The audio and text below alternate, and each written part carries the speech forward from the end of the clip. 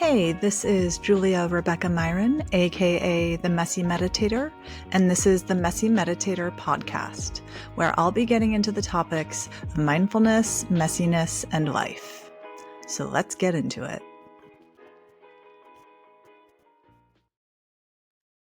So in this episode, I sat down with Doreen Downing, who I've known for quite a few years now, and she actually helped train me to become a speaking circles facilitator. And you'll hear us talk about speaking circles in this episode. Doreen Downing is a fearless speaking mentor, psychologist, author, and host of the Find Your Voice, Change Your Life podcast. Doreen once suffered from stage fright.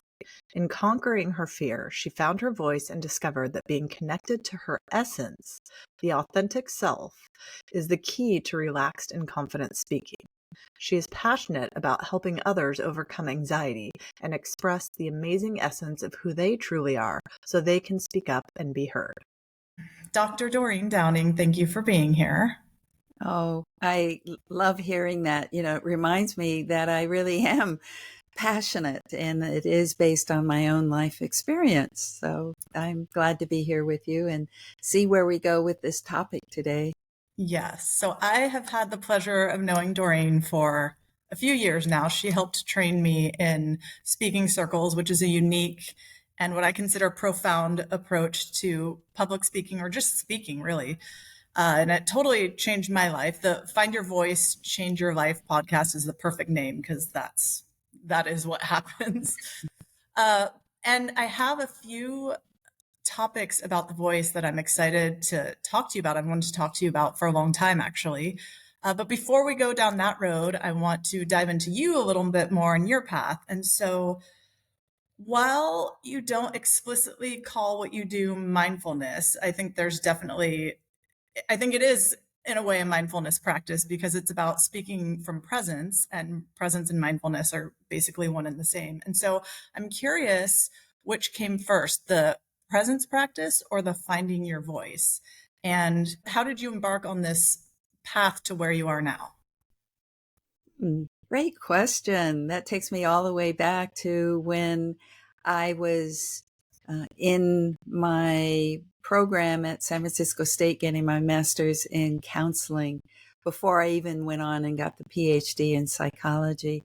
And I was having some problems. I've just been out of a relationship, and I went to the health center to start some therapy. And that was the beginning of a long journey to today.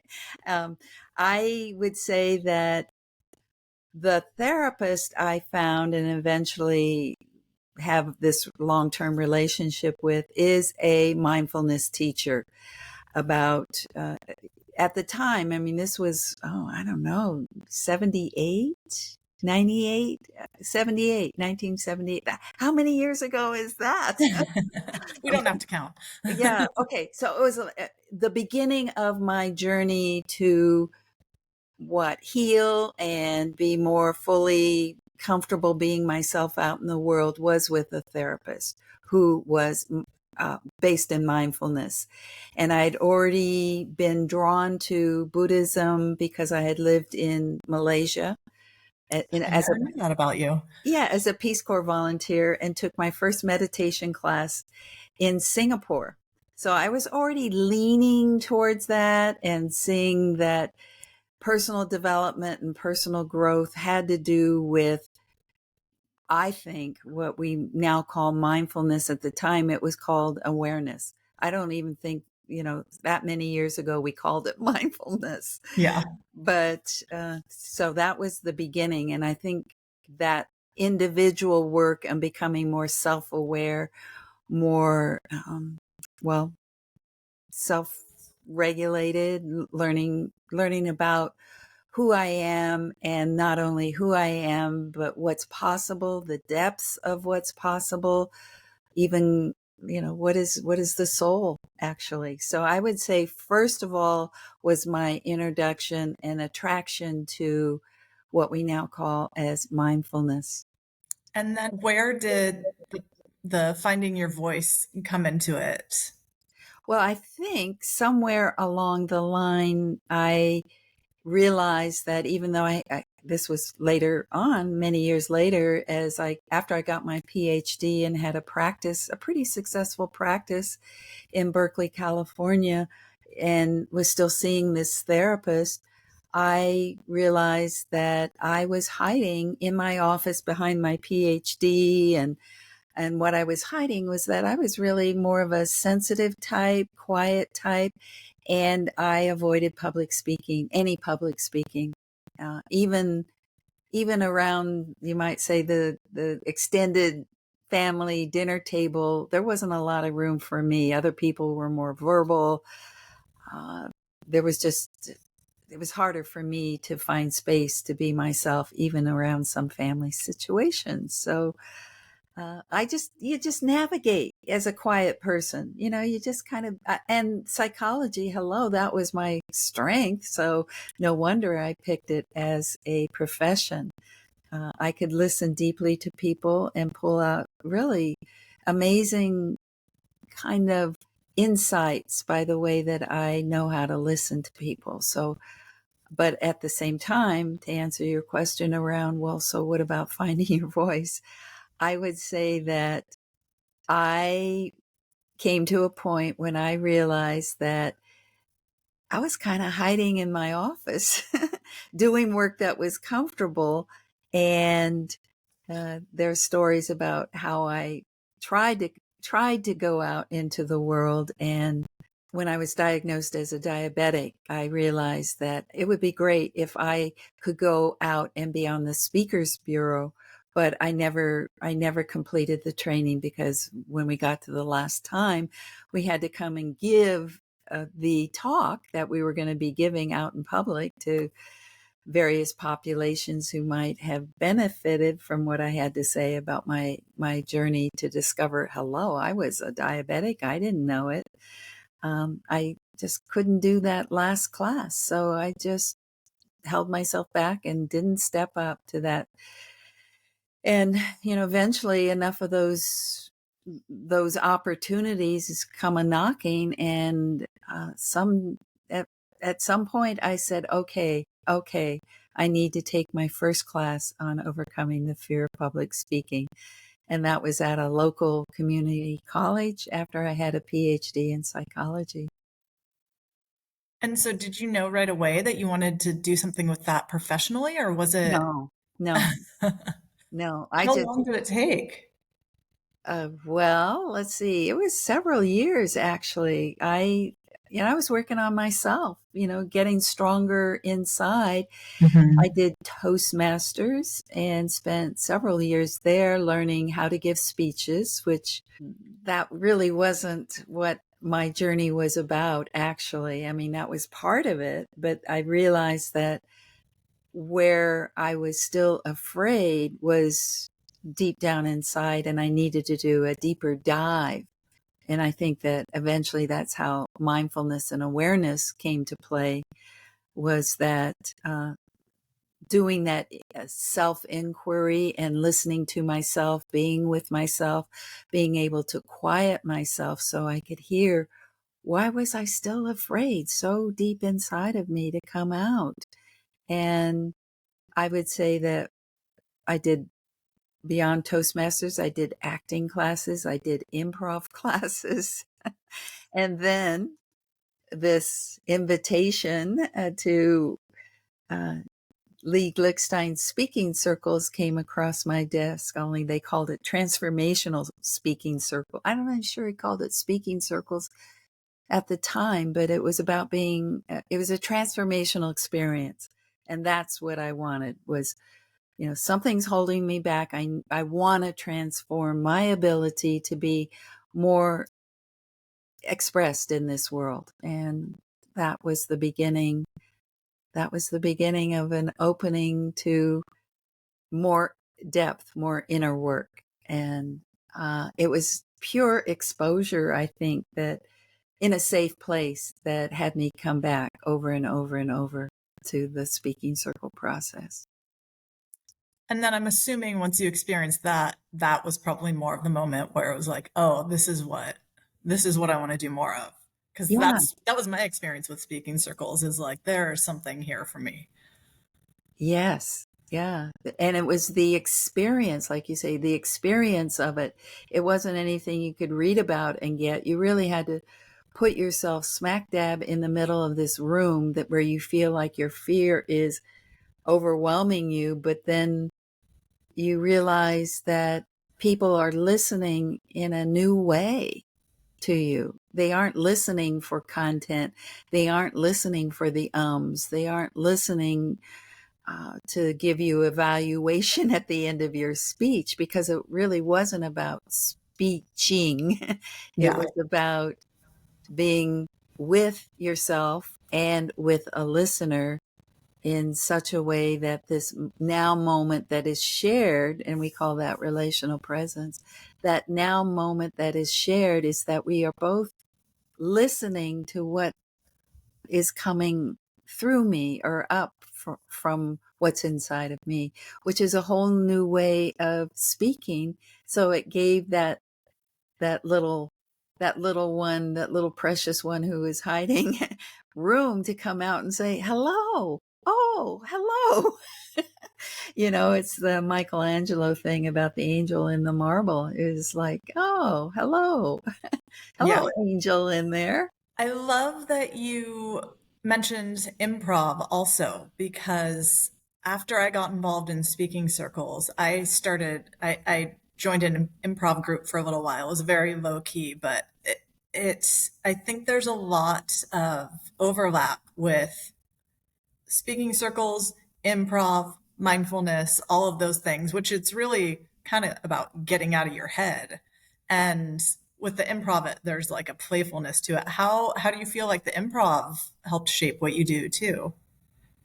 I would say that the improv was probably so much more valuable than any speaker kind of training, because there's so much permission to just be in the moment. And to me, that's what mindfulness is coming fully into the moment, aware of everything, what's inside, what's outside, and not, well, even fear could be there if you're, but I think improv gave me the permission to be spontaneous in the moment and not be judging myself. I know that there was a time when you have to go tap somebody and take their position, and I don't know, I was pulling up something, I guess, and I just went, oh shoot, I can't say I'm pulling up a banana.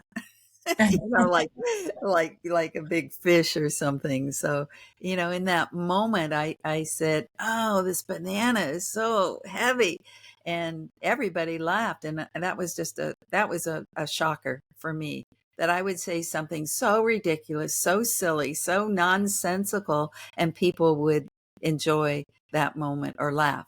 So I think that was a breakthrough moment for me too, in and there was many, I think, in improv training classes, is the freedom, I think, is finally feeling free to express whatever comes up. I mean, yeah, eventually you have to know who your listener is, and you don't just say anything, Yeah. really. I mean, that's part of mindfulness, I think, is speaking in a way that you're realizing you've got a listener in front of you, not that you hold back, but that there's a way in which you speak that is with. There's a witness when you're speaking to a person or to a group of people. Yeah. It's funny how I really think that improv is very much a personal growth exercise as much as anything else. When I first tried it, I've never thought of acting. Acting was like one of the few art forms that just Mhm. never that I never connected to personally. And so I never considered doing improv because I'm like, I'm not interested in acting. And then actually the way that I got into it was my word for that year was spontaneity. And I realized, oh, that's a practice in spontaneity. And I knew it kind of piggybacked off of the speaking circles work too. and I wanted to get more playful and learn how to play as an adult in a different way. But what I learned was how vulnerable it is. Once I did it, I was like, oh, wow, this is really vulnerable. And that's also a common thread in mindfulness and speaking circles, is just being able to, like, when you're really present and opening up to whatever is there, it can be really vulnerable. And if people aren't used to that, that can send some people in the opposite direction. So I think that having that safe container is, it really helps allow that vulnerability to express. Right, right. And both, I like the word you use, container, and that speaking circle is a container. And also, I think the improv classes, when done really in a safe way, is a container. And then I think that finding your voice, what I provide people who are on the journey to be more expressed, is a safe container. I just think that is really crucial to any kind of personal expression, personal development, personal growth. And even meditation practice, it feels like we have a container, however you practice, feels like there's a sense of I'm in this now moment and I'm doing this, not doing, it's a being, right? Mm-hmm.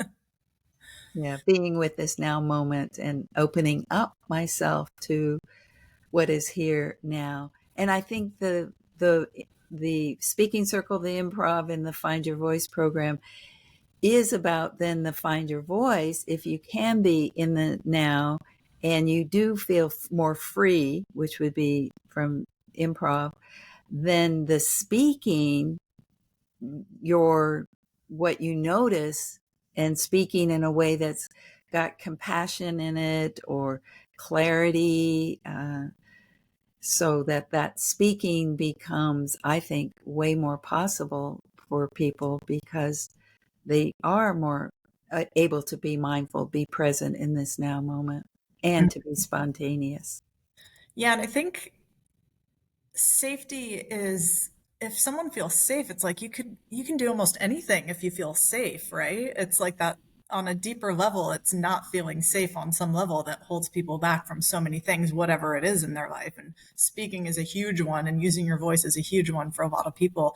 And I think that's why these practices are so powerful, is because when you have a really solid container of or boundaries, then ironically it sort of allows you to have this freedom to do anything, where you might think it's the opposite, like if there's too much rigid structure, that someone might think that could be confining, but I think it offers so much freedom. Yes, I agree. Okay, so there are a few things I want to dive into. So I'll start with communication in general. I just think it's one of the most important things in all areas of our lives. And I'm curious what you have to say about why presence is important for communication. I think that presence to me means that I'm doing this, I'm taking my fingers and coming down into a inside of more of my core right here. That's where I experience, and we used that word experience earlier, that there's an experience of being right here, right now, in this now moment. And openness, I think, is important to bring to a conversation, because that's what we're talking about in terms of communication. We aren't necessarily talking about giving a speech. We're talking about communicating.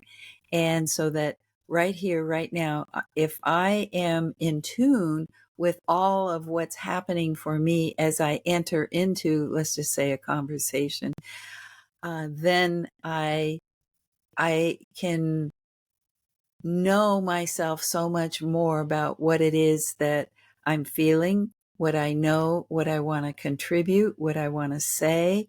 It's just huge. It's just huge being in the moment and being in this particular presence with somebody or with a group.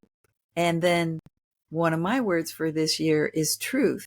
Is how do I know what's true? What is true for me? And then communicating it is a whole nother aspect of knowing myself. So I can know that what I want to say is, hey, you know, I don't know, I could give some examples. I just had a session with somebody this morning, and it's a relationship issue where she needs to say something to her partner.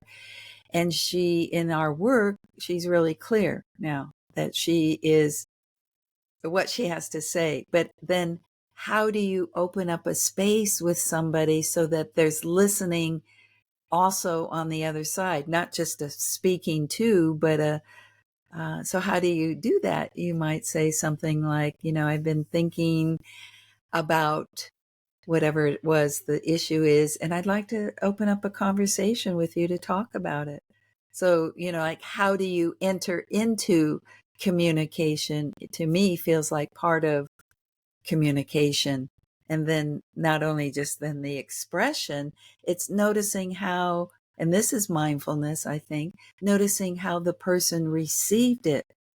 If you're really in this now moment, you're also with yourself, but you're also with the person who just received your whatever communication you have, or even in a group, you've just communicated something and you're noticing.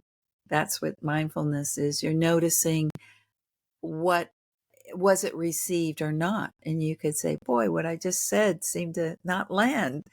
I mean, there's so many ways in which then it opens up another different kind of conversation or communication. I guess that's my answer to what you're asking about in terms of mindfulness, communication, and using your voice. Mm-hmm. Yeah, and I love that you touched on what I'm sure we would both agree is one of the most important aspects of communication, which is listening. And people don't really think about that because they think communication is talking in words, but so much of communication is listening. I think it's delivering information and receiving information is really the core of communication. Yeah, and that's such a huge part of speaking circles too. We go over that when we begin. We tell people that the listener is it's the foundation of the whole thing. Yes. Yeah. The way, and in fact, in the process of speaking circles, that's what we say, is that you're here perhaps in this program to learn to be more comfortable speaking, but you as a listener are also learning something brand new, how to be in this world with deeper kind of listening more for quality of presence as opposed to listening for content. Mm-hmm. Yeah. Okay, so I want to dive into some more complex issues around the voice, and I would love to get your input on this perspective. So, for me, I'll start when I was a young child. I used to idolize my older sister, and I wanted to look like her, I wanted to be like her, and a lot of times when I would answer the phone, people would think I was her, which I just thought was the best thing in the world, that I sounded like my teenage sister. And so I leaned into that a lot, and I really mirrored her in so many ways, but especially with my voice and with the way that I spoke, the tones, the inflections, the everything about my voice, I really modeled after hers at a very young age because I just wanted to be like her. And when people mistook me for her on the phone, I just thought that was the best thing anybody could say. And as an adult, especially as I've embarked on my own finding my voice journey, I notice that I don't know if you've ever heard there's a meme that's gone around the internet that says sometimes I open my mouth and my mother comes out. Oh, no, I haven't heard that. Okay, so every time I've seen that, I think, oh, sometimes I open my mouth and my sister comes out. And I still, to this day, even though I've done years of therapy and done the speaking circles work, I still, when I'm talking, I hear her so much. And I got to a point in my teenage years where I did kind of a 180 where I was like, no, no, no, I'm my own person. Like, I don't want to be like that at all.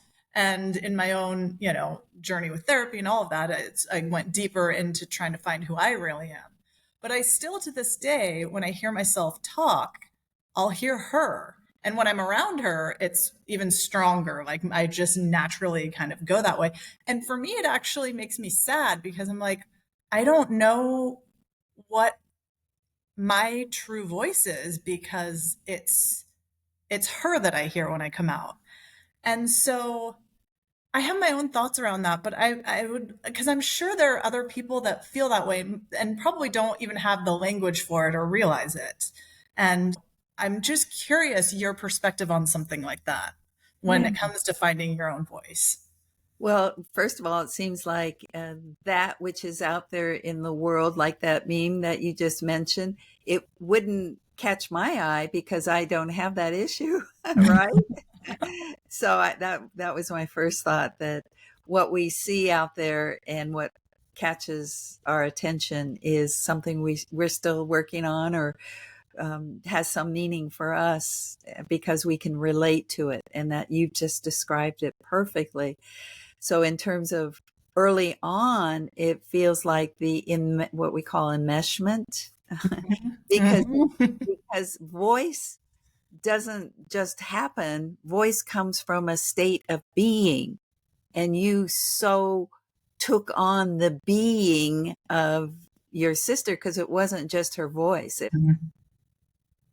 And that kind of touches me, really. It makes me kind of sad that that you inhabited her beingness and took it on in such a way that the voice that came out of you was probably, it wasn't just a mimic, it was actually energetically.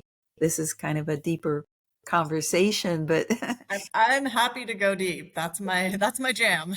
yeah, well, the energetics of merging, Yeah. we call it enmeshment, but merging with her beingness, so that, because I don't think you could just pretend to be her and have a voice. I think you really, from who you are as a sensitive person and who I am as a sensitive person, I can recognize, I would say that that's that's how you found her voice, was by being her as best as you could, because you absorbed it energetically. And so now you're talking about when you open your mouth, you hear.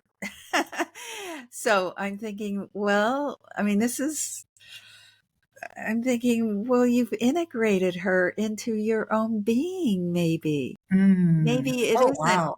her, you, but maybe there might be a woven into you that is maybe truly you. I don't know.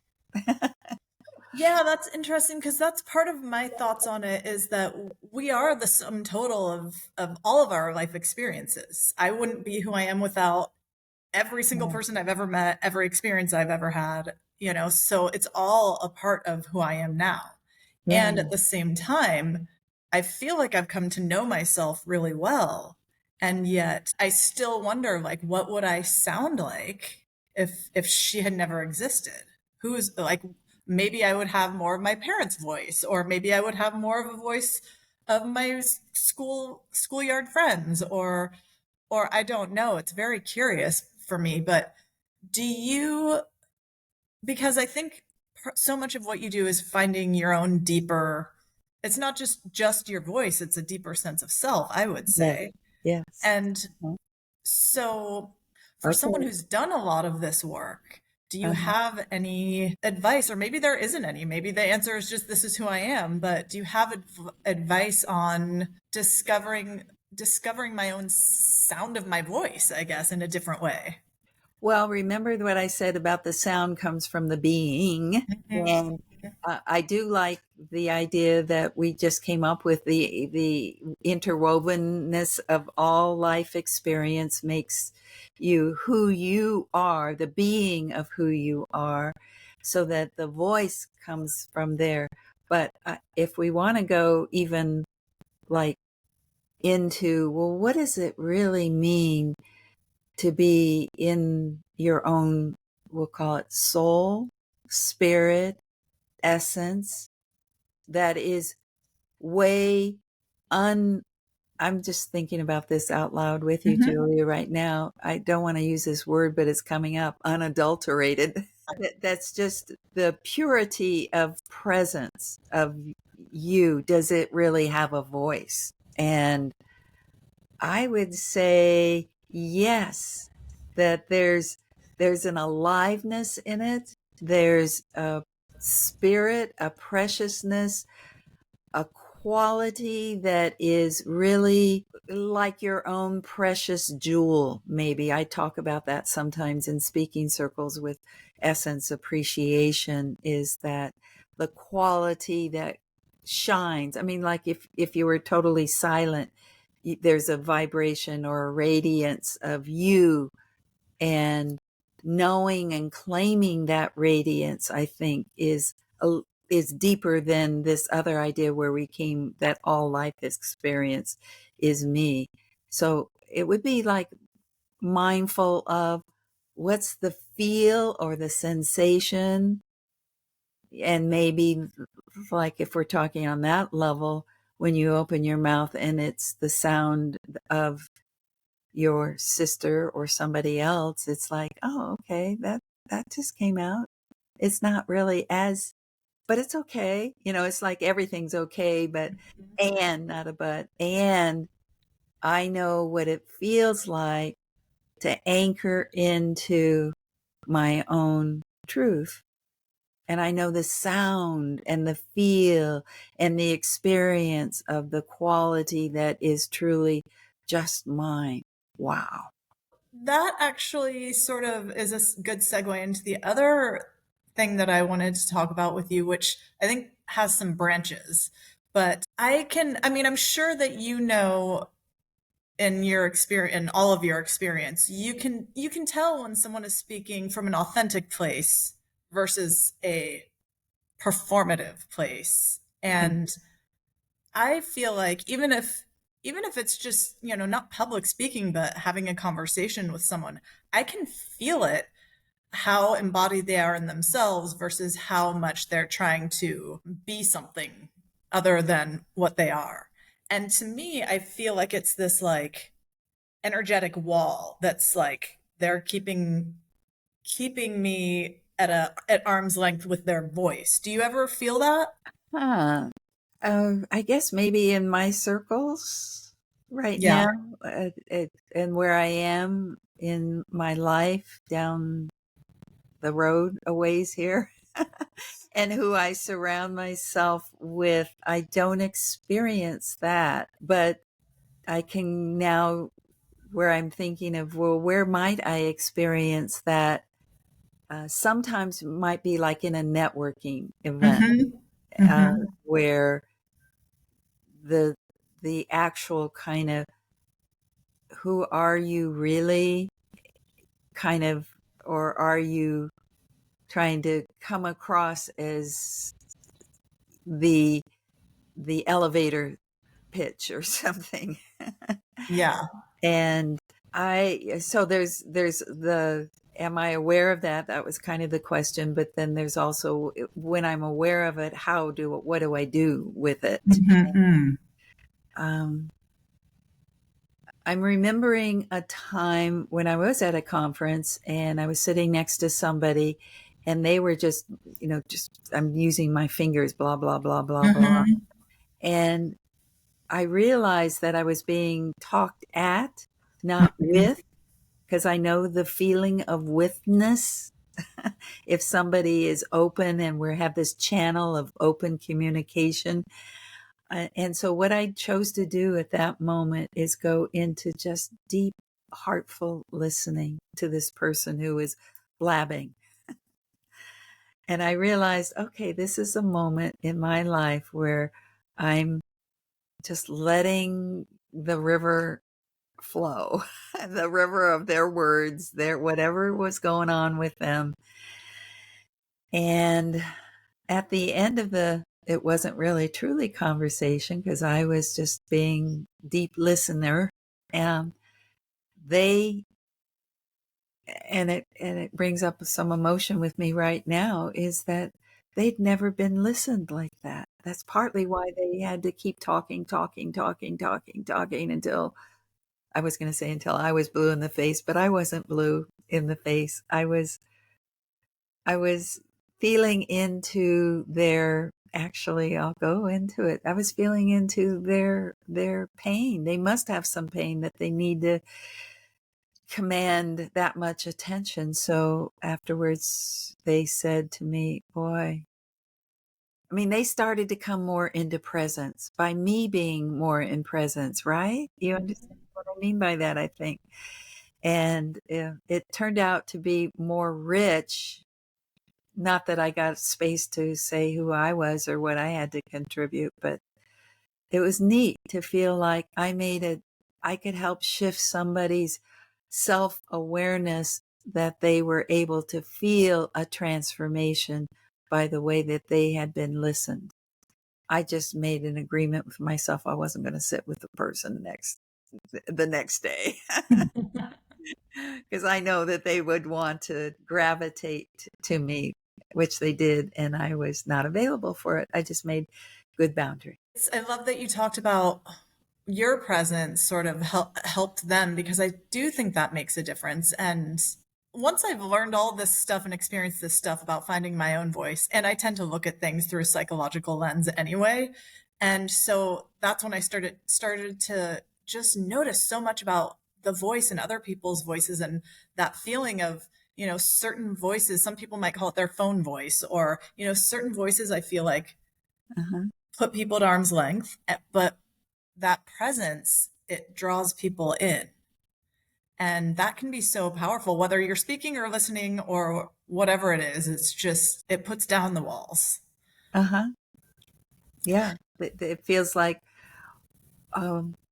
we could continue on this pretend that we're talking or listening to each other, is what it feels like. Or for those of us who have more capacity or awareness of what's going on right here, right now, I think we can shift. I mean, I probably could have said something, but I didn't, because it didn't feel like there was a listening on the other side, that they really could hear what I had to say about, right now it feels like it wasn't really up to me to give back my observation. So that I think that goes to what we're talking about also, is how do you communicate, and when do you communicate, and what's the point of communicating?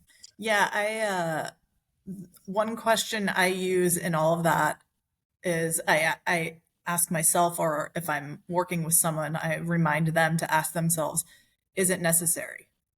Is it necessary to communicate that? I know you want to, but is it necessary? Can it just be? Yeah. So yeah. Nice. Yeah. That's a good a good kind of coming back to what's the point? I love that phrase. Is it necessary? Is it necessary? And so the other branch that I wanted to go down with that is something else I've noticed about my own voice and in other people's, is sometimes I can pick up on certain emotions in people's voice just in the way that they're talking. Like sometimes when I listen to myself, I think, oh my God, I sound defensive. Like I sound like, and I'm just having a conversation with someone. But if it's recorded, or, if I hear myself back, I think, oh my God, there's such a defensiveness in my voice. That's so interesting. And I've picked up on that particular emotion in other people when I've heard them speak. And sometimes I'll just pick up, oh, that person has a lot of buried anger, or, I mean, I think a lot of us do. But so, yeah, I'm curious if you were nodding your head. So it sounds like you've noticed that as well. Well, the awareness, because I think I think mindfulness contributes to us being way more sensitive, our tuning forks, for those of us who are already out there picking up Sometimes people call it empath, but I think but I think also for the being able to ground ourselves. I mean, it is I guess like a tuning fork. Are you just tuning, and kind of making yourself crazy? Or can you really stay centered and grounded and at the same time tune in? So that to me feels like the magic of mindfulness, that we can do both. And in that practicing of breathing and coming into this now moment, grounding into the now moment, but also opening up to what's in the now moment. And then, is it necessary to speak in this now moment? Is lots of choices to be made, right? So I think in terms of noticing what is around us, that I mean, there's this whole idea of, do we react or do we respond? You've probably heard that phrase too, right? Mm-hmm, mm-hmm. You know, are we able to catch ourselves reacting and instead make choices about how we're going to respond to what we're noticing? Yeah. Yeah, exactly. It's interesting. It's just this exploration of the voice. There's so much to explore in it. In practice and in observation and musing and all of it. I think it's a fascinating subject. Good. And I'm happy to be able to discuss this with you. So thank you. I would love to know what you have going on, but before we go there, do you have anything particular about the voice that you just feel like needs to be said, needs to be shared right now, and Well, about what you do?